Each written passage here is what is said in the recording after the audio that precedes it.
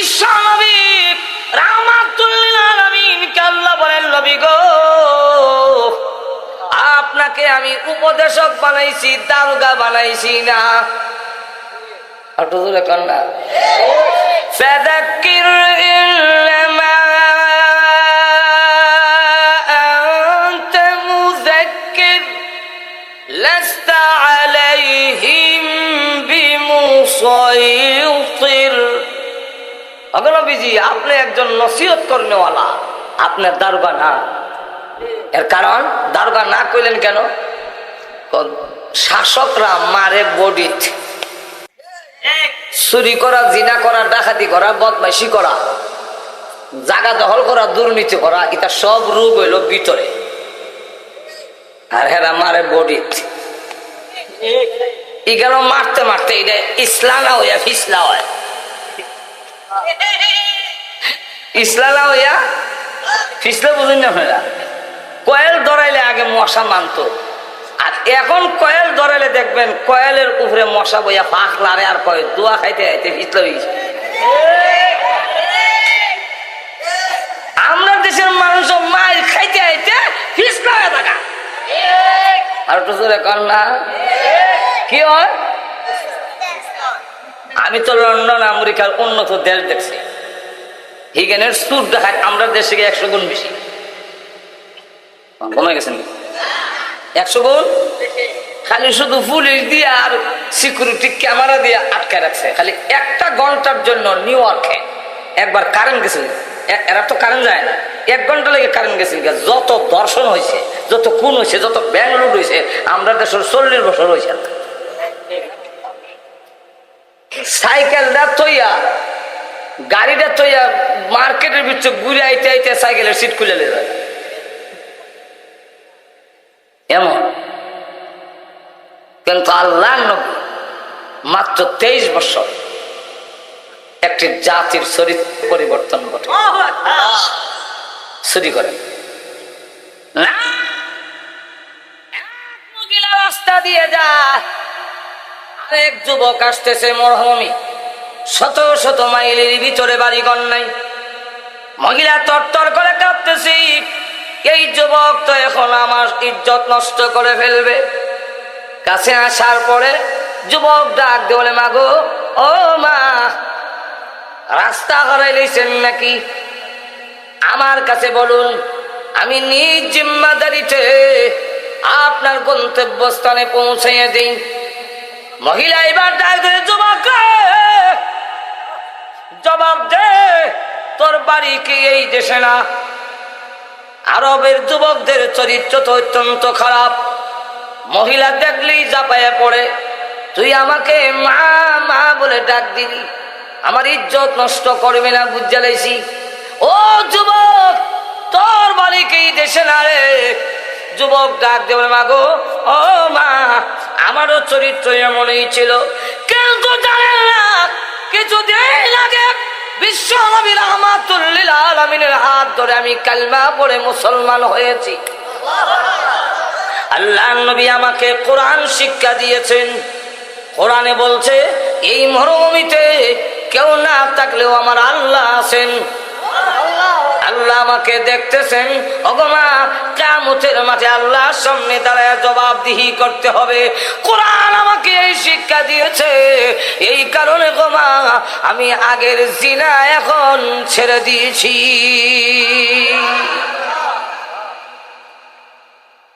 খলিফাতুল মুসলিমিন হযরত ওমর একটা পাহাড়ের কাছে গেলে, গিয়া দেখে একটা নিগ্রো ছেলে, হাফসি ছেলে, ছাগল বকরি রাখালি। জিজ্ঞাসা করে, রাখা একটা ছাগল আমার কাছে বেচে দে, টাকাটা তোরে দে। রাখাল ছেলে জবাব দেয়, মালিক আমি নই, আমি রাখাল। বেশি কথা কেন? লক্ষ্য করে যে আমি তো মালিক নই, আমি রাখাল। উমর বলেন, তাতে কি? আমিও তো কারো কাছে বলবো। কেন বলবো না? 2 নম্বর মাল যারা রাখে এরা পুরা দাম দেয় না। ঘুমাই গেছে? চুরির মাল যারা রাখে এরা পুরা দাম আর তোদের এখন দেয় না যে করলেন আপনারা কি চুরির মাল রাখছেন চুরির মাল বেচছেন বললেন তাহলে তো আমরা আরেক দোষী করবেন যে আমি দেখছি বেছে তো আপনি চুর দেখছেন কর না কেন না না নিজেই চুরি করছি নিজেই চুরির মাল বেচছি কোন সময় ছোট সময় আব্বার বাবার ধান নেওয়ার দোকানে বেচতাম বুট বাদাম খেয়ে দিয়ে নেন ধান নেন বুট বাদাম দেন কত হয়েছে চাচা আমার দান দিয়ে 10 টাকা এত দান দিলাম 10 টাকা কি কত করে মন ধরছে বলে 150 কালকে আমরা দান বেচেছি 300 সামনে 150 কনকে ও বেশি করলে করে দেব তখন কইতাম দেন দেন যা জোরে কোন ঠিক কিনে আমি পুরা দাম দিতাম না রাখাল ছেলেটি জিজ্ঞাসা করে তাহলে আমার মালিক রে আমি কি কমু মালিক রে ভাগে দিবে বলবে বাঘ একটা নিয়ে গেছে এরকম নেই মালিককে মানবে বাঘে নিছে গা মালিককে মাইনে নিব এরকম প্রত্যেক দিনই ঘটে ছেলেটির চোখ বড় করে লাম্বা তো কম হয়েছেন না খাস লোকটা বুঝি বদলাইছেন না আপনার কাছে মনে হয় কোরআনের আলো যায়নি হযরত উমর বুঝেও বুঝে না কোরআনের আলো কি কোরআনের আলো হইল কোরআনের শিক্ষা হইল এই পাহাড়ের আড়ালে মালিককে ফাঁকি দেওয়ান সম্ভব কিন্তু আমার আল্লাহকে ফাঁকি দেওয়ান সম্ভব নয়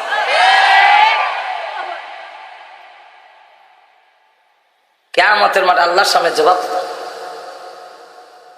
হযরত উমর বলেন তুই আমারে চিনছ না আমার নাম উমর ইবনুল খাত্তাব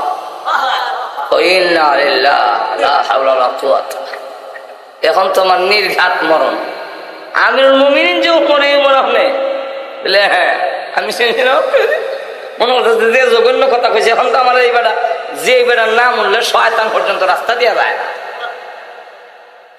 হযরত উমর বলে না ওই রাখাল আমি তোকে পরিচয় দিতাম না কিন্তু তোর ব্যবহারে এমন আনন্দে মনটা ভরে গেছে রে আমার পরিচয় লুকায়া রাখতে পারলাম না তোর ব্যবহারে আমার মনটা আনন্দে ভরে গেছে আমার দেশের রাখালের কাছেও যখন কোরআনের আলো পৌঁছে গেছে আল্লাহর কসম আর পুলিশ লাগবে না আর আর্মি বিডিআর লাগবে না আমার দেশের রাখালও আর চুরি করবে না আল্লাহ তার নবীকে বিশ্ব নবীকে এমন একটি বর্বর অসভ্য যুগে পাঠাইলেন পাঠাইয়া আল্লাহ কিন্তু প্রথমেই নবীকে এই কথা বলে দিলেন না যে আপনি বলে দিয়েন আমি নবী নবী কিন্তু আগ থেকে নবী আমাদের নবী বলেন কুনতু নাবিয়ান ওয়া কানা আদামু বাইনাল মাই ওয়াত তিন আদম যেই সময় বেকার পানির মাঝখানে ছিল আমি মুহাম্মদ তখনও নবী ছিলাম আল্লাহ নবী বলেন আউয়ালু মা খালাকাল্লাহু নূরি আউয়ালু মা খালাকাল্লাহু রূহি আল্লাহ নবী বলেন সর্বপ্রথম আল্লাহ যা সৃষ্টি করেছেন তা হলো আমার রূহ মুবারক সর্বপ্রথম আল্লাহ আমার রূহ বানাইলেন পাঠাইছেন সকল নবীর শেষে সকল নবী শেষে বানাইছেন আগে কিতা সকল নবীর শেষে আর বানাইছেন সকল নবী আরো এখন লক্ষ্য করুন আল্লাহ রাব্বুল আলামিন বলেন নবী গো আপনি কিন্তু বলবেন না আমি আপনাকে সকলের সামনে প্রমাণ করে দিব অপরদিকে নবীজি দুনিয়াতে আসার সাথে সাথে সকলের সামনে প্রমাণ করে দিলেন এই ছেলে সাধারণ ছেলে নয় তার বুজুর্গি তার মর্যাদা তার সম্মান সকলের সামনে আল্লাহ তুলে ধরলেন বলবো কিছু আচ্ছা কারণ না অসুবিধা হইতেছে যতটুকু আমি করার ইচ্ছা এতটুকু টাইম আমার শেষ হয়ে গেছে বলবো অসুবিধা হইতেছে না তো অসুবিধা হইতেছে এটা মাইক দিয়ে কখন লাগতো না উঠলই বুঝুম শেষ উড়াউড়ি করলো। তারা দেখেন তো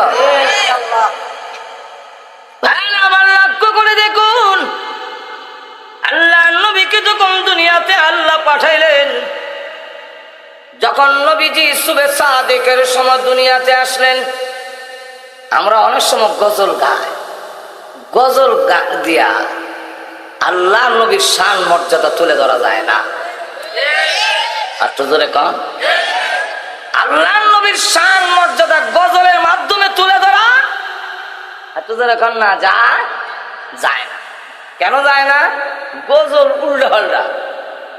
যেমন এক গজল গায়ে শুনছে একদিন কেসে দো, আকাশেতে লক্ষ তারার জোনাক জ্বলেছে, আল্লাহ তাআলা রহমতের দরজা খুলেছে, আরিয়া বেলার কুলে চাঁদ উঠেছে, আকাশেতে লক্ষ তারা, আসমানও তারা জ্বলছে। নবীর কিতে হয়েছে, তারা তো এখনো আছে।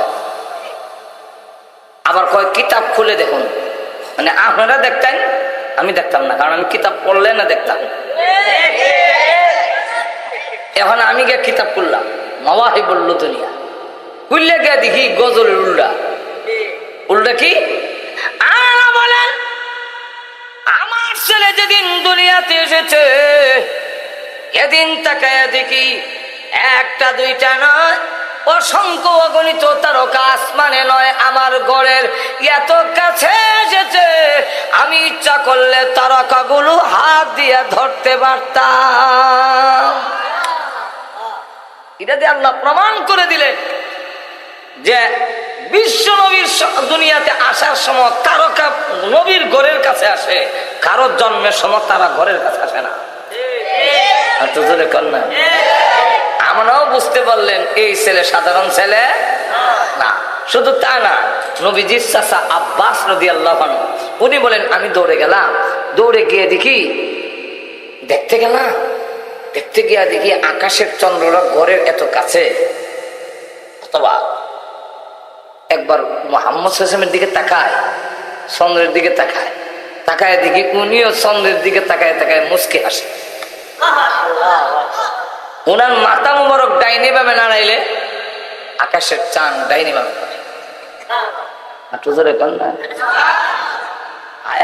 এই কথা কারে বলবো, কে জবাব দিবে? যেদিন আমি মুসলমান হইলাম, ডাইরেক্ট বিশ্ব নবীর গেলাম। আবার ওই আকাশের চাঁদ আপনি যেদিন দুনিয়াতে এসেছিলেন, এত কাছে কেন এসেছিল? আপনিও তাকাইয়া মুসকি আসছিলেন, আপনার মাথা মোবারক ডাইনে বামে নড়াইলে আকাশের চাঁদ ডাইনে বামে নড়লা কেন? আল্লাহর নবী ডাক দিলেন, চাচা গো, যা দেখেছিলেন ঠিক দেখেছিলেন, ওই আকাশের চাঁদ এসেছিল আমি বিশ্ব নবীকে আনন্দ দেওয়ার জন্যে। কিসের আনন্দ? যতটা বাচ্চা পৃথিবীতে আসে প্রত্যেকটাই কানতে আসে, আমি যেন না কান্দি, আল্লাহ আকাশের চাঁদ দিয়ে আমাকে আনন্দ দিয়েছেন। কান্দে কথা বুঝেন? আব্দুল মুত্তালিব বলেন, আমি কাবা তোয়াফ করতেছি, হঠাৎ করে দেখি কাবা ঘরের দেওয়াল কথা বলে, আরে আরববাসীরা, যার মাধ্যমে আল্লাহর গোলামি প্রতিষ্ঠিত হবে, সমস্ত মূর্তি পূজা উৎখাত হবে, সেই বিশ্ব নবীর আগমন হয়ে গেছে। কাবা ঘরের দেওয়ালের কথা শুনে আমি এমনি কাবা ঘরের দরজা দিয়ে ভিতরে তাকাইলাম, তাকায় দেখি যতগুলো মূর্তি ছিল একটাও খাড়া নাই, সবগুলো জমিনে পড়ে হাত পাও নাক কান ভেঙে টুকরা হয়ে গেছে। আল্লাহ প্রমাণ করে দেখা দিলেন বিশ্ব নবীর আগমন হয়ে গেছে, এই মূর্তিগুলো অপসারিত হয়ে যাবে, মূর্তি থাকবে না। হালিমাতুস সাদিয়া রাদিয়াল্লাহু আনহা বলেন, আমিও দেখছি। কি? হালিমাতুস সাদিয়া বলেন, কেউ বিশ্ব নবীকে নেয় না। কেন নেয় না? না নেওয়ার কারণ হলো, এতিম ছেলে যদি নেই পুরস্কার পাবো না। আর হালিমাকে কেউ সন্তান দেয় না, গরিব মহিলা, তার বুকেও দুধ নাই, উটের স্তনে দুধ নাই, ততপরে তার একটা বাচ্চা আছে, ঈদই দুধ পায় না। হালিমা ভাবলো একবারে খালি যাওয়ার চেয়ে এতিম ছেলেই নেই, যা পাইলাম তাও। আর হালিমা তো সাদিয়া আমেনা ভাবলেন কেউ যখন আসে না, তো হালিমার কুলে দিয়া দিয়ে খাওয়ান কম পাইলেও সেখানের আবহাওয়া ভালো, সেখানের ভাষা ভালো। কারণ অনেক সময় রাজধানীর ভাষা ভালো থাকে না। আমরা বাংলাদেশের রাজধানী কোন? ঢাকা। ঢাকাইয়া ভাষা ভালো তো। একটা একটার জিগায় হুজুর কেমন ওয়াজ করলো রে, একটা একটার জিগায় হুজুরটা কেমন ওয়াজ করলো রে। হ্যাঁ বুঝায় হালায় ওয়াজ করছে যেমন বকরির লেদাইছে হালায়। হ্যাঁ কিন্তু হুজুরের ওয়াজের প্রশংসা করছে, মন্দ কইছে না, কিন্তু ভাষা শুনেন হালায় ওয়াজ করছে যেমন বকরি লেদাইছে হালায়। বকরির লেদা যেমন টট্টবায় পড়ে, হুজুরের মুখ থেকে এমন কথাগুলো টট্টবায় পড়ছে, একটা সাথে একটা লাগছে না হালায়।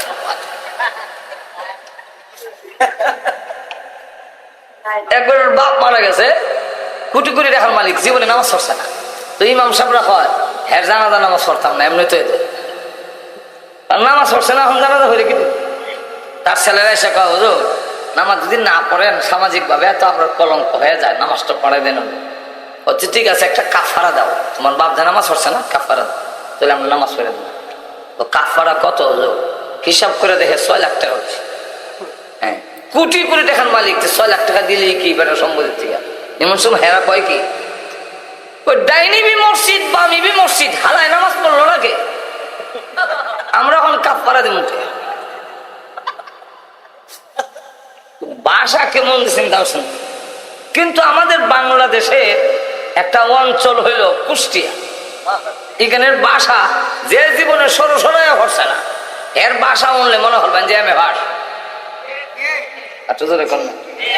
সেখানেও আমরা তফসিল করতে যাই, তো সেখানে গেলে দেখা যায় ডাক দেখো হে সাজ্জাদে বাজারও যাবি নে, জাতি জাতি আর খাতি খাতি বেলাটা শেষ করে দিলে। বাবা বোঝা যায় পন্ডিত ঘুমাই গেছেন না কেমন? ভাষা ভালো, আবহাওয়া ভালো, দেয়া দেই। হালিমা তো সাদিয়ার কাছে, হালিমা কয় খালি যাওয়ার চাইতে এতিম ছেলে নিয়ে যায়।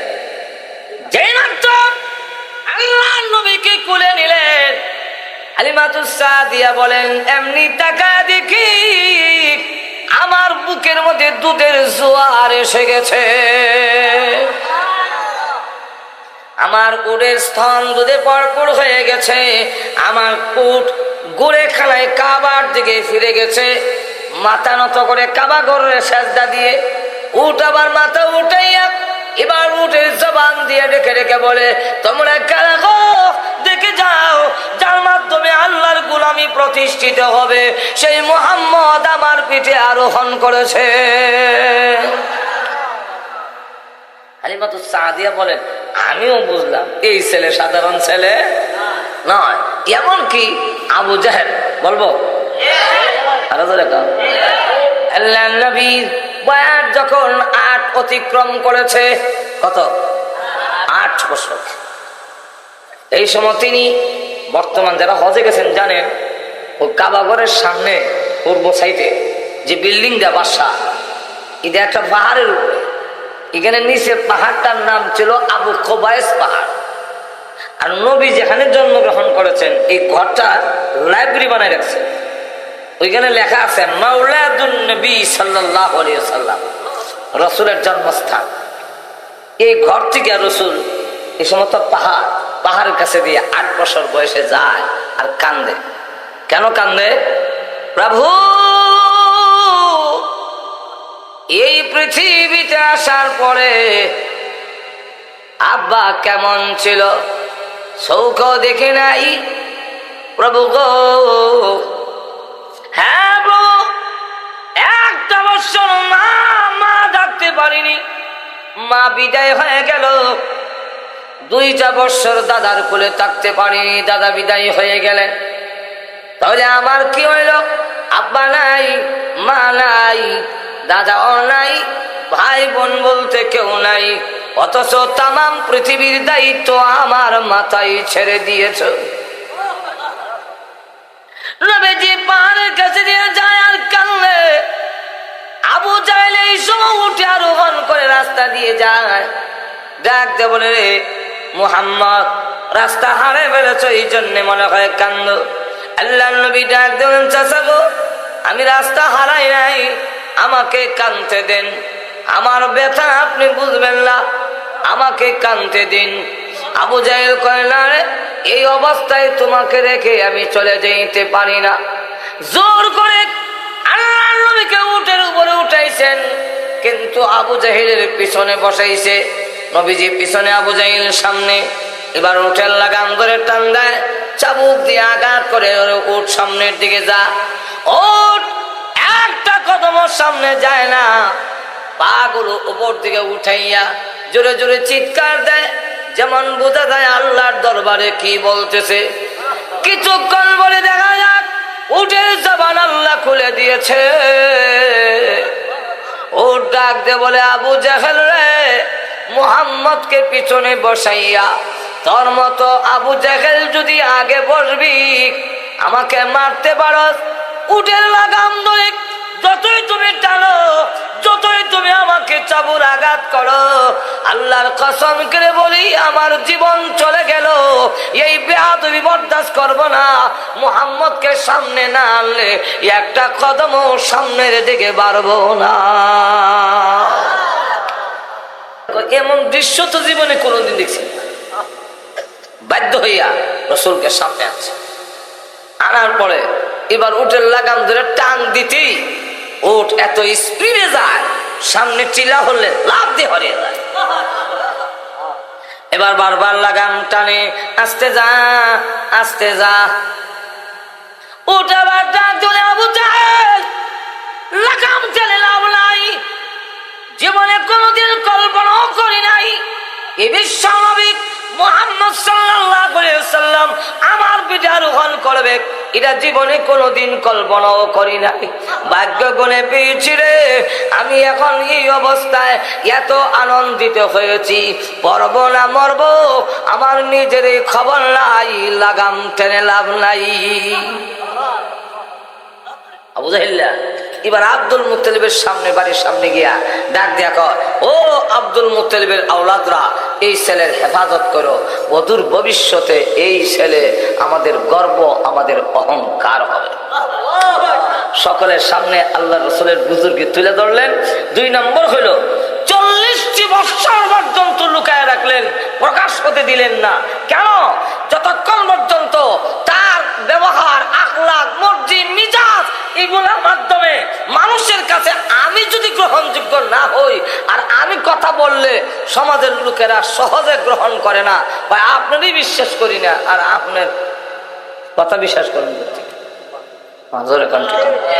আরো জোরে কন। আমরা তো অনেক সময় হঠাৎ করে কাউকে দেখলে বিশ্বাস করে ফেলি, খালি রাম পাঞ্জাবি আর রুমাল দেখছে, দেখতে কয় ওইছে ওইছে হুজুর ওয়াজ করেন। একবার বেলে গেছিল হজে, আগে তো জাহাজে যাইত, চিটাগাং থেকে জাহাজ উঠা গেছে, আবার হজ করে আইসে। তো হজ থেকে আইসে সময় লামা পাঞ্জাবি আর রুমাল লইছে, হাজি সাহেবরা তো হইলে লামা পাঞ্জাবি লইয়ে আর রুমাল লই আইছে। তো ভাবলো চিটাগাং যখন আমার মাওয়ের বাড়ি, তো দেখা করে যায়। গেছে বলে মাওই কয়, বেড়া পুত্রা বেড়া ওয়াজ করুন।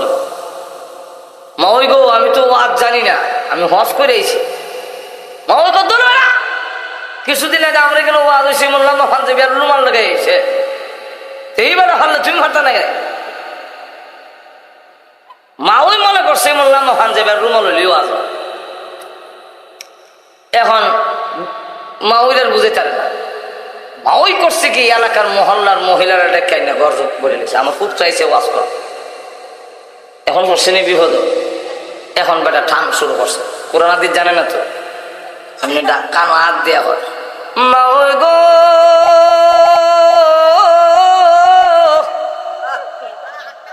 ও মাওই, আরে যখন নাকি আমি চিটাগাং থেকে জাহাজ উঠলাম, জাহাজ যখন সাইরা দিল গো,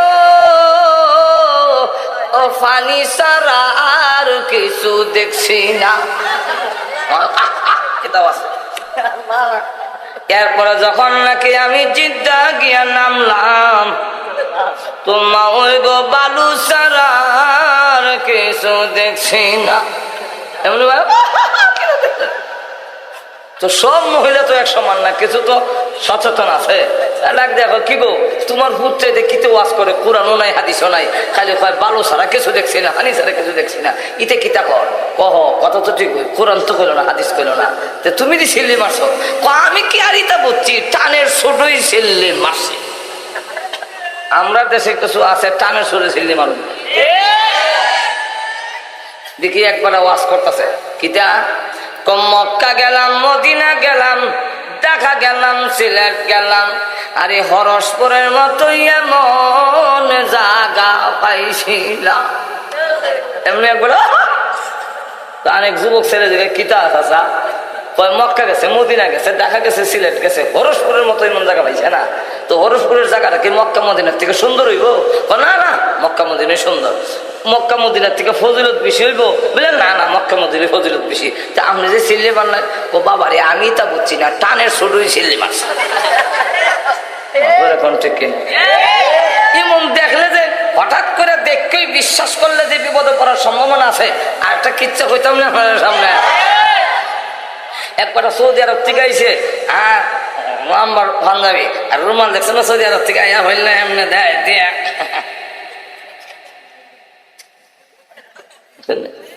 এটা মোটামুটি একটা সুন্দরই লাগে। তো এবার সৌদি আরব থেকে আইসে পাঞ্জাবি আর রুমাল থইছে, থয়ে গেছে কেন। আর ছোট ভাইটা ভাই সাহেব তো খুব সুন্দর লাগে। তা আমি একবার কাউকে দেখি কিরম লাগে, রুমাল লাগাই পাঞ্জাবি লাগাই, আয়নার সামনে দেখা যায় মোটামুটি খারাপ না। তো গ্রামের বাজার একটা চক্কর দিয়াই, আমরা নিয়ম আছে সুন্দর পোশাক যেদিন লাগাইতাম এদিন একটু চক্করও বাড়িতাম। তো বেটা বাজারে গেছে, বাজারের মসজিদ তো বেড়া খারা থাকে না, ইমাম ঠিক নাই বাজারে মসজিদ। তো এমনি গিয়া উঠছে পরে গিয়া যখন বাজারে উঠছে এমনি দেখে আসরের আজান দেয়। তো বেটা ভাবলো কেন পাঞ্জাবি আর রুমাল লাগাইছি, যদি মসজিদও না যায় মানুষ মিয়া রুমাল পাঞ্জাবি লাগাই নাও সর না। তো যা আজানটা যখন হয়েছে মসজিদে যাই, মসজিদে গিয়া দেখে সব বসে রয়েছে, ইমাম খুঁজতেছে। সকলে মিলে হয় এই যে হুজুর আছে, হুজুর নামাজ পড়েন, রুমাল বাইসাবেন। হ্যাঁ কয় বাইসাবের রুমাল হলে কিন্তু নামাজ হইতো না, ওখান যাবেও বাইসাবেন। হ্যাঁ বুঝাইতে চাইতেছে যে আরো জনের গাও দিয়ে আইছি। আমি আসলে বলে আমি হুজুর না, কিন্তু এরা বুঝে না। এমনি আরেকজনেরটা কয় আরে আল্লাহওয়ালারা সহজে ইমামতির যাইতো চায় না, এরা জোর করে দেওয়ার লাগে। এমনি কয়েকজনে মিললে জোর করে দিছে ইমামতি দিচ্ছে পরে তখন হ্যাঁ ভালো করে নামাজই পড়ে না, আর আজকে খাইয়া বসে ইমামতি। যাক আসরের নামাজ অনেক সুরা খেলার তোর জোরে হরণ লাগে না, কিন্তু ইটা তো জানে নিয়ত বাইন্দা খার রুকুত গিয়ার হলে সেটা যায় খারে খারিয়া কোনো সুরা খেলাত না, খালি দিস করতেছে বেড়া খারা ভাঙ্গা একটা ফাঁকা দা বাইরে জমবা। তবে এক পন্ত যেমন যেত না, সাজদাত ফালাই যেত। আল্লাহু আকবার করে সবাই সাজদাত ফালাইছে।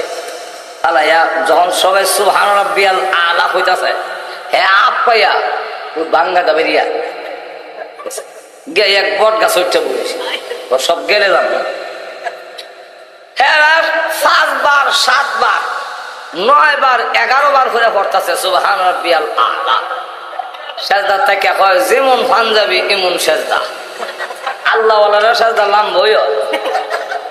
আমাদের দেশের মুসল্লিরা আবার অনেক আছে বেশি লম্বা সাজদা হইলে কে লাল গিরে দেখে যায় কিতাও এক বলে কে লাল গিরে দেখে ইমাম নাই। এমনি আবার সাজদা গিয়া কয় কিয়ামত হইতে পারে, সাজদা শেষ হইতো না বলে কে রে ইমাম নাই। এমনি এবার উঠটা ডাক দেখো কয় মুসল্লি ভাইরা উঠো থাক না, ইমাম নাই। সকলে তো খুব রাগ গুসালে উঠছে, এক কামটা করলো কিতা তালাশ করো বেড়া গেছে, তালাশ করে করতে করতে আটকা দেয় বট গাছে যাই বেড়া বোয়া লামাই আনছে। আইনা কয় ইমন কাম করলা কেড়ে, আমরা সাদাত ফালা গেলে কেড়ে বলে সাদাত ফালা গেলাম কেড়ে, তোমরা ইমাম বানাইলা কেন? এই পাঞ্জাবি আর রুমাল দেখতো ইমামতি আমি হারম কিনে এটা জানতাম না, তোমরা যাচাই বাছাই তারা ইমামতি দিলা কেন? তো আমরা এমন যাচাই বাছাই ছাড়া কি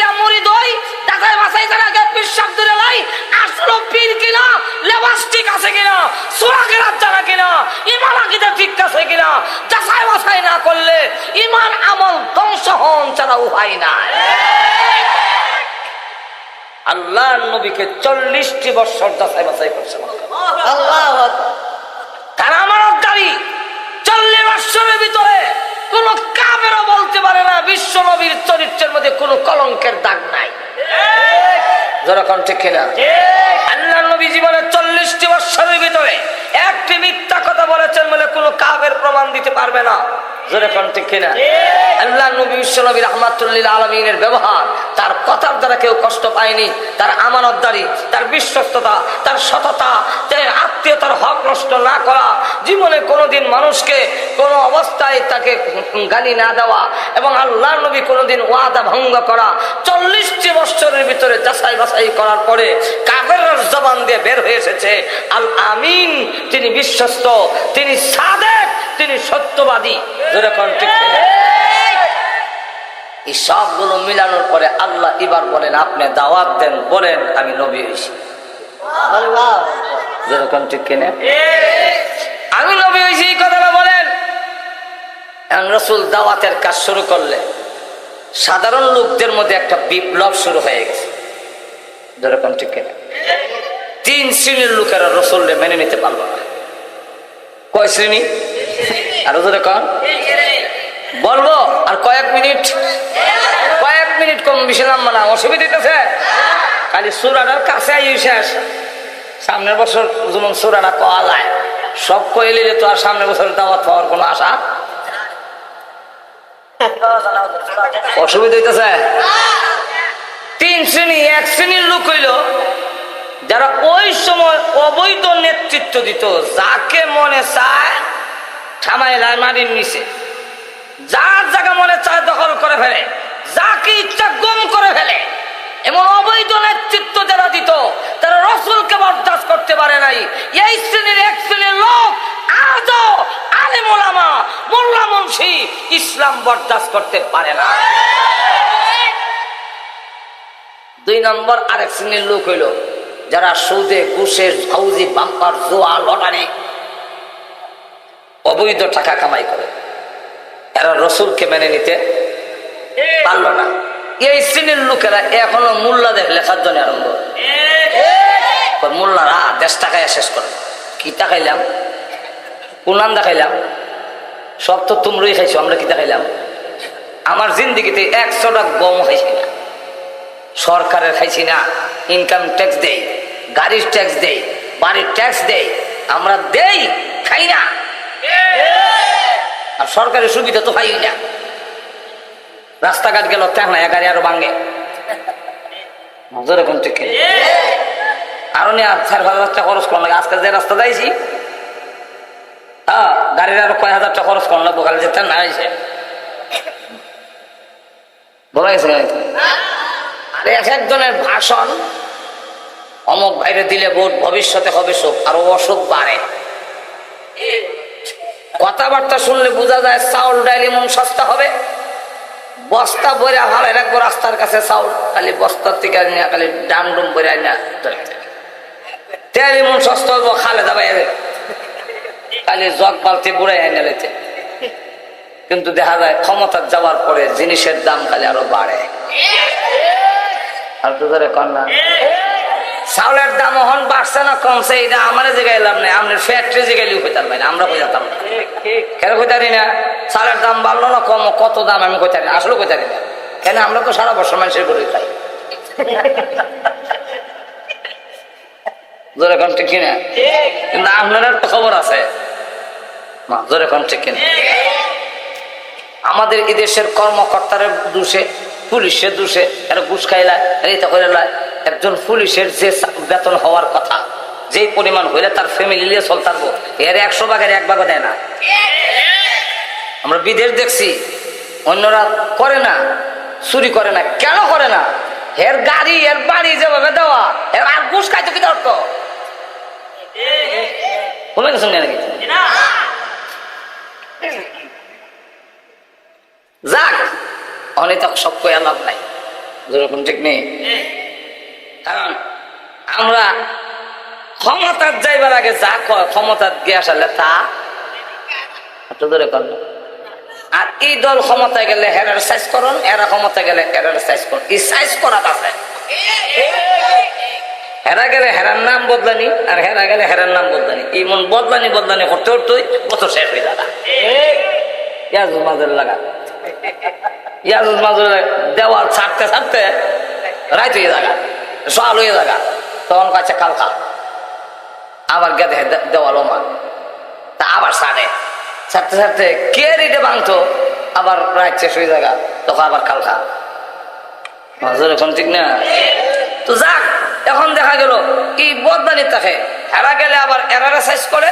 হ্যাঁ, স্বরাষ্ট্রমন্ত্রী আগে আব্দুল মতিন সাহেব আসিল, এরপরে বাইরিয়া নিয়ে কেল্লা হরাই লেছে, যাত্রাবাড়ির সমিল হরাইছে। আবার নাসিম সাহেব আইলো, নাসিম সাহেবের মাইরা নিয়ে আবার দিয়া হারাই দিল। গুলিস্তানের মোড়ে দেখি পাঞ্জাবি চাইনা সিরাল স্বরাষ্ট্র প্রতিমন্ত্রী বাবর সাহেবের না হেঁটে দেখছে রক্ত ভরে এমনি হেরা সাইজ করুন, আবার হেরা ক্ষমতা গেলে লিস্টি করে সাইজ করুন। আমার আমান সাহেব যখন দৈরা নেয় কোর্টের থেকে, দৈরা টেনা টেনা পুলিশে টানেই দিকে, এবার আমরা ভাষণ দেয় এক মাকে শহীদ যায় না, মানে আমরা আবার ক্ষমতা দিয়া লই, তোমরা সাইজ করো। আমরার খবর উন্নতি নেই। আর অবল দোষ মোল্লারা খাইয়া শেষ করে নিয়েছে। মোল্লারা কি দেখাইলো মজুর এখন ঠিক কিনা। যাক, 3 নম্বর কথাটা হইলিতাম নি। 3 নম্বর আর একটা দল রসুলের বিরুদ্ধে দাঁড়াইলো, যারা ওই যুগে তৌরাত ইঞ্জিল কিতাবের মোল্লারা, যারা জনগণরে কইতো যে তোমরা কবর হাসন নসর ফুল চেরাত সব আমরা তরাই আনিমু, আর তোমরা আঙ্গুর নাশপাতি গরু ছাগল দিবা, আমরা খান খাবো, আর এক কষের লাগানো খাবো। এমনই এক শ্রেণী আমাদের সমাজে এখনো আছে, যারা কিচ্ছু জানে না, ওয়াজ জানে না, আরে কোরআন জানে না, হাদিস জানে না, পাক না পাক জানে না, হালাল হারাম জানে না, কিন্তু সাধারণ লোকেরা কয় তোমরা কবর আসন্ন নর, এটা চিন্তা করো না, আমরা আছি, আমরা কাছে বয়াত হইবা, আর আমরা খালি গরু ছাগল আঙ্গুর নাশপাতি দিবা, আমরা রাক্ষস লাগান খাইয়া জাম্বুরা লাগান করলাম। আর আমরা দেশের কিছু লোকও আছে, তারা কয় নামাজ পড়লে পড়ি, না পড়লে নাই, সুদ খাইলে খাই, ঘুষ খাইলে মদ খাই, আর মদ খাই বাবার লেগে ধরছি, ব্যস্ত না গিয়া ছাড়াছাড়ি নেই। এমন ধারণা লইয়া বইছে, এই ধারণা দিয়া হবে না। কন্যা আল্লাহ নবীর বিরুদ্ধে তারা দাঁড়াইলো, বিরুদ্ধে দাঁড়ায় তারা কি কয়, মোহাম্মদ সামনে প্রথম কইছে আপনাকে এই দাওয়াত দিয়েন না, আমরা টাকা দিলাম, টাকা দিলাম, বড় সর্দার বানাবো নে, সুন্দরী বৌদিমণি। রসুল কয় এতক্ষণ যা করছো তা তো দেওয়া সম্ভব, যা দেওয়া অসম্ভব। ওই আকাশের সূর্যটা যদি এক হাতে এনে দাও, তা তো পারবে না, দেও যদি, চন্দ্রটা পারবে না, আর এক হাতে এনে যদি দাও, এক মুহূর্তের জন্য কালিমার দাওয়াত বন্ধ করো। তখন কয় কি না, তৈলে এটা দইছে না, এবার মোহাম্মদের বদনাম করো। তো মোহাম্মদের বদনাম কি করব? ওনার মাথা থেকে পা পর্যন্ত শরীর মোবারকের কোনো দোষ নাই। আর মানুষের একটা না একটা দোষ থাকে, চোখ দেখবেন বেটা খুব সুন্দর, চোখ বিলের চোখ, বেটা খুব সুন্দর নাক সেফা, বেটা খুব সুন্দর মেকর ফিস কাটিংটা বানানা দেখতে বানরের মতো লাগে, যেমন বুশ। বেটা খুব সুন্দর লম্বা, বেটা খুব সুন্দর খাটো, বেটা খুব সুন্দর ফেটমুডা, বেটা খুব সুন্দর কঙ্কাল, একটা না একটা দোষ থাকে। কিন্তু আল্লাহ নবীর মাথা মুবারক থেকে নিয়ে পা মুবারক পর্যন্ত কোনো দোষ নাই। 2 নম্বর হইল তার চরিত্রের মধ্যেও কোনো দোষ নাই। তো কিতা দোষ পেতাম বলে, আমরা সমাজের লোকেরা সব লোকে যদি একটা মিথ্যা কথা বলি, সমাজে এটা সত্য হয়ে যায়। মোহাম্মদ তো পাগল না, কিন্তু আমরা সব রকম পাগল। পাগল বলে কি হইব বলে, সাধারণ লোকেরা ওনার কাছে যাবে না, তথ্য যেমন আমাদের দেশেও কয়, ওরা কি বলে ওয়াহাবি। ওয়াহাবি কিটা? ওয়াহাব তো আল্লাহর নাম। আল্লাহর কি নাম? আল্লাহর এক নাম, ইন্নাকা আনতাল ওয়াহাব।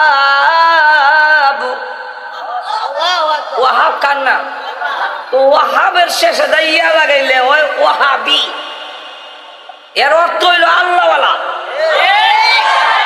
যদি কইতো আব্দুল ওয়াহাবি, পৃথিবীর কেউ ওয়াহাব নাই, পৃথিবীতে আব্দুল ওয়াহাব আছে, তো আমরা যদি কইতো এরা আব্দুল ওয়াহাবি, তাহলে বুঝতাম পারতাম আমরা এক হইতেছে আব্দুল আব্দুল ওয়াহাবের দল।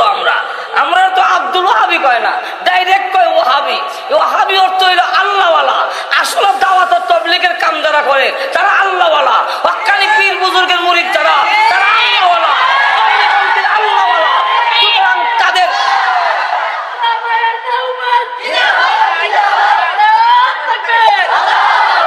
তাহলে আল্লাহওয়ালা আল্লাহওয়ালা এটা নিজেরা তার কোচারেন আমি আল্লাহওয়ালা, তাহলে অন্যের জবান দিয়া আল্লাহ বাইর করে দেয় আল্লাহওয়ালা আল্লাহওয়ালা কয়ে দাও। এর লাগে ওয়াহাবি কইলে আমি আর বেশি রাগ হই না, আমি মনে মনে খুশি হই। নিজে নিজে তোর আল্লাহওয়ালা কোচারি না, তোমরা যখন আল্লাহওয়ালা আল্লাহওয়ালা কও না করে লাভ নাই, কোথা দাও ওয়াহাবি। ঠিক কিনা? আমরা অনেক সময় নিজের নামের উপরে লাগাই সুন্নি। সুন্নি শব্দের অর্থ হইল সুন্নত বলা, নামের অর্থ তো বলা, কিন্তু বুঝা লাগাও। লজ্জা লাগার কথা। যার রিস্কা নাই তাকে রিস্কাওয়ালা হয় না, যার গাড়ি নাই তার গাড়িওয়ালা হয় না, যার দোকান নাই এর দোকানওয়ালা হয় না, যার বাড়ি নাই এর বাড়িওয়ালা হয় না। আমাদের ব্রাহ্মণবাড়ির ভাষায় বাতেন না কয়। যেরকম ঠিক কিনা? ঠিক তেমনি হবে যার সুন্নত নাই হে সুন্নত ওয়ালা হইতে পারে না। মুছ দিয়া কানো লাগাইয়া গুতায় হদ বাইর করিয়া মুছওয়ালা হওয়া যায়, সুন্নতিওয়ালা হওয়া যায় না। গাঞ্জা টাইনা গাঞ্জাওয়ালা হওয়া যায়, সুন্নি হওয়া যায় না। যেরকম ঠিক না? সুতরাং সুন্নত যার নাই সে কখনো সুন্নি হতে পারে না। সুন্নি হইতে গেলে তো সুন্নত তাও লাগবো। যেরকম ঠিক কিনা? রিস্কা নাই রিস্কাওয়ালা হইব। উল্টা পাল্টা কাম আমরা দেশ। দানায় বড়া, ইদার নাম রসে বড়া। দানা শব্দের অর্থ হলো দানা নাই, অথচ দানা রসে বড়া মানে আনারস। আনারস মানে রস নাই, এটা রসে বড়া। যেরকম ঠিক কিনা? সুন্নতে বড়া ওয়াহাবি,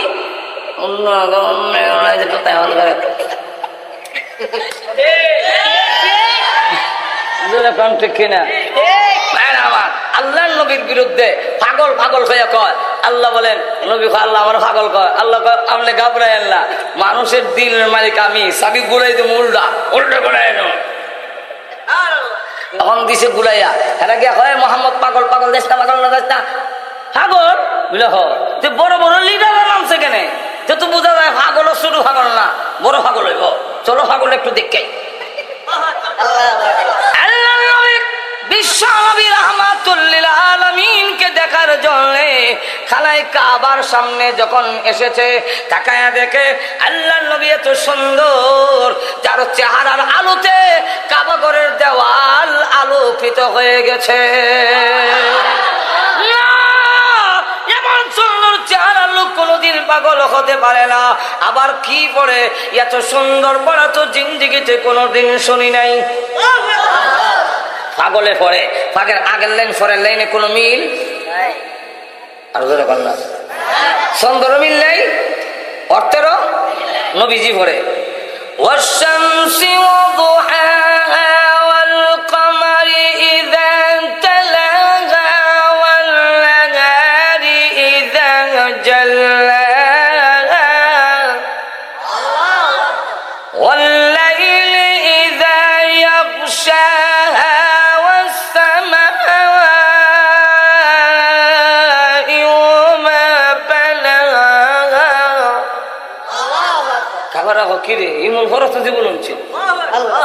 উনি আল্লাহর ভয় কাম্বর, কোন সন্দেহ নাই। কালমা করে মুসলমান হয়ে কোনটা দিয়ে পারি না। এবার 3 নম্বর পদক্ষেপ হইল ইহুদিদের কাছে পাঠাইছে 2 জন সর্দার গিয়া জিগাও তার কিতাবে কি কয় মুহাম্মদ নবী কিনা, ইদা হেরার জিগাও গিয়া। এই হিজত তো রসুলরে মানতে রাজি না, মনে আছে তো আপনারা? এরার কাছে গেছে বলে অথচ তাওরাত কিতাবের মধ্যে আমাদের নবীর কথা আসেনি না নাই? আরো যখন আসেনি না নাই? এটা বিস্তারিত কোনের টাইম নেই। তো তাওরাত কিতাবের পাতায় পাতায় আমাদের নবীর নাম লেখা, পাতায় পাতায়। তাওরাত কিতাব উল্টাইলাম, উল্টায় দেখি 3 জায়গায় মুহাম্মদ সাল্লাল্লাহু আলাইহি ওয়াসাল্লাম লেখা। আমি মিটায় ফেললাম আর যেন কেউ না পায়। 3 জায়গা থেকে মিটানোর পরে উল্টায় দেখি 6 জায়গায় মোহাম্মদ লেখা, 6 জায়গায় মিটাইলাম, 9 জায়গায় দেখি লেখা, 9 জায়গায় মিটাইলাম, 12 জায়গায় লেখা। কিরে একবার মিটাই 12 3 গুণ কারণ কি? এক ইহুদি বড় আলেমকে জিজ্ঞাসা করলাম, ওই ইহুদি আলেম ডাক দিয়া বলে, কোথায় হাত দিয়েছো না ধানবে কোথাকার? যেই নামের হেফাজতের দায়িত্ব স্বয়ং আল্লাহ গ্রহণ করেছেন, সেই নাম যদি তুমি মিটাতে থাকো শেষ পর্যন্ত দেখা যাবে তাওরাত ইনজিলে মুহাম্মদ ছাড়া আর একটা শব্দ বাকি থাকবে না। এখন কি পরিমাণ আছে? এখন তারা কয়ে দিছে 3টা প্রশ্ন শিখাই দিছে, নবীকে গিয়ে প্রশ্ন করো। তাদের উদ্দেশ্য হলো জবাব দিতে পারবে না। কি প্রশ্ন? 1 নম্বর প্রশ্ন হইলো মুহাম্মদ সাল্লাল্লাহু আলাইহি ওয়াসাল্লামকে গিয়া বলো যে কোন ব্যক্তি সারা বিশ্বের প্রেসিডেন্ট ছিল, পৃথিবীর এক প্রান্ত থেকে আরেক প্রান্ত পর্যন্ত সফর করেছে? জুলকারনাইন সম্পর্কে গিয়ে প্রশ্ন করো। আটকে যাবো গা, জব দেওয়াতো না তো আমরা কম লাগতো না। 2 নম্বর প্রশ্নটা হলো কোন 7 যুবক তার নিজের ইমান বাঁচাবার জন্য দেশ খেত বাড়ি ঘর সাইরা হিজরত করছে? আসহাবে কাফের ঘটনা জিজ্ঞাসা করো। 3 নম্বরটা হলো রূহ কাকে বলে জিজ্ঞাসা করো। এই 3 প্রশ্ন শিখাই দিছে পরে রসুলের কাছে প্রশ্ন করার পরে রসুল বলেন আগামীকাল বলবো। কোন কাল? আগামীকাল। আজকে বিদেশি আজকে কর না কেন? বলে না, পূর্ণ ভরসা আল্লাহর উপরে, মুতাওয়াক্কিল আল্লাহর উপরে।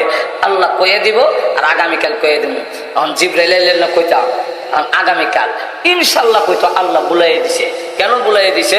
আমরা শিক্ষা দিবার লেগে, জীবনের লেগে যেমন শিক্ষা হয়, এর লেগে আল্লাহ বুলাই দিছে। ইনশাল্লাহ কইছে না, ইনশাল্লাহ যখন কইছে না আল্লাহ জিবরাইল যায় না, বলে আল্লাহ যাইতাম না, অ্যাক্সিডেন্ট করবো। বলে অ্যাক্সিডেন্ট ঘটলেই আর বলতো না, কিয়ামত পর্যন্ত তার ছাত্র তার উম্মতরা ইনশাল্লাহ বাদ দিত না, যাই না যাব দেবো আমি, আমার নাম কইতো না। এখন পরের দিন 15 দিন হইছে আর জিবরাইল আয় না, রসুলও কয় না। কাফেররা কয় ও বুঝছি আপনার আল্লাহ আপনাকে ছেড়ে দিছে, আপনাকে ভুলে গেছে।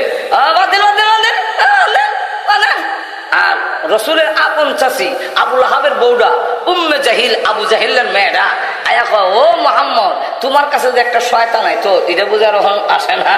শয়তান কারে কইছে? শয়তান কারে? জিবরাইলকে। তখন রসুলও মনে মনে মনে করল মনে হয় আল্লাহ বুঝলি লইছে না জিবরাইলই হোক বুঝলি লইছে, বুঝি না।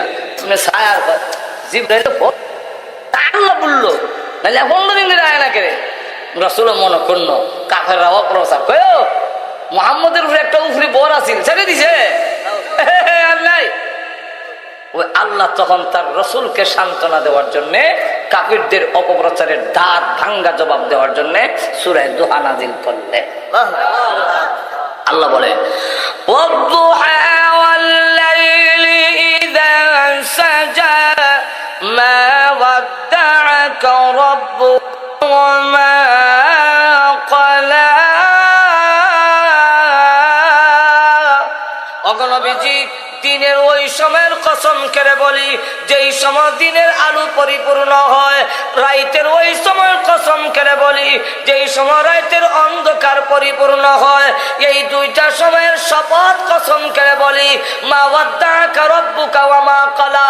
আপনার রব আপনাকে ছেড়ে দেন নাই, আপনাকে বেজার হন নাই, আপনার প্রতি তিনি বেজার নন, আপনাকে ছেড়ে দেন নাই।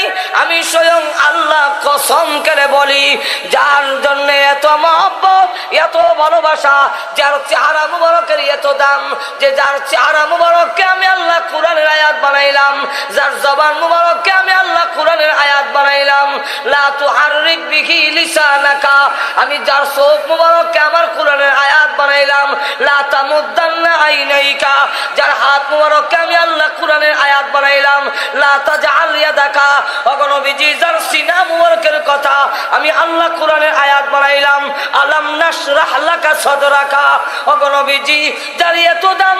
ইয়া আইয়ুহাল মুসাম্মিলু, হে কমলিওয়ালা বলে ডাক দেই, হে কম্বলওয়ালা, কম্বলের ভিতরে লোকটার নাম বলি না। ইয়া আইয়ুহাল মুদাসসিরু, হে চাদরওয়ালা, চাদরের ভিতরে লোকটার নাম বলি না। আমি যেই নবীকে এত ইজ্জত দিয়েছি, এত সম্মান দিয়েছি, এই নবীকে ভুলি নাই, ভুলবো না। এই হলো আয়াতের মর্মার্থ। আবার যদি কোনোদিন সুযোগ পাই ভবিষ্যতের দাওয়াতের কিছু রেখা দেয়, আলহামদুলিল্লাহ যাতে ভবিষ্যতে আবার আমন যায় আমার এটাই না আনে তো সব খাইলে তো আর আল্লাহ আমাদের সকলকে তৌফিক দান করুন সকলে জোরে সোরে বলেন আমিন ওয়া আখির দাওয়ানা আলহামদুলিল্লাহ রাব্বিল আলামিন।